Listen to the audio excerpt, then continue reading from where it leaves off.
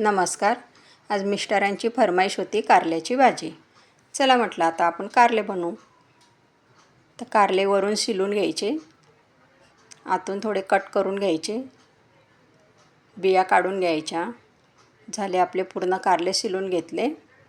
तर एका टोपात पाणी घ्या, त्याच्यात कारले टाका, पुन्हा मीठ टाका आणि झाकण लावून बाजूला ठेवा. तोपर्यंत आपण लसूण, कांदे, टमाटे कट करूया. लसूण दिला सुनबाईला सोलायला. चला आता कांदे कापले, टमाटे कापायचे.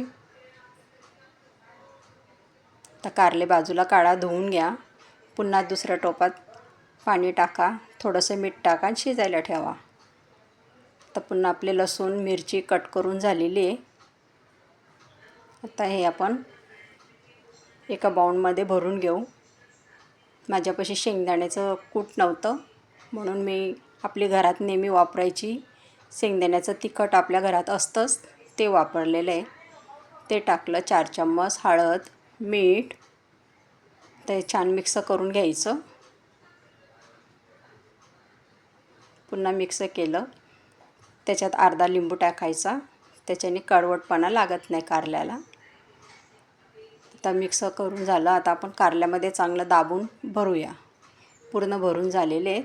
आता पॅन ठेवा, त्याच्यात तेल. आता सगळे कारले त्याच्यात टाकून द्या.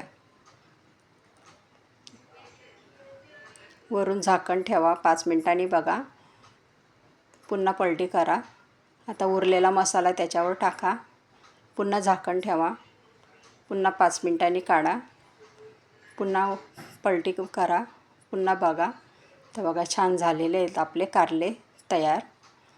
चला आता ज्वारीची भाकरी, वरून थोडीशी कोथिंबीर, काकडी आणि कच्ची मेथीची भाजी. चला तर मग एकदा नक्की करा, खाऊन बघा. होय, घ्या कारल्याची भाजी कशी वाटली ते नक्की कळवा.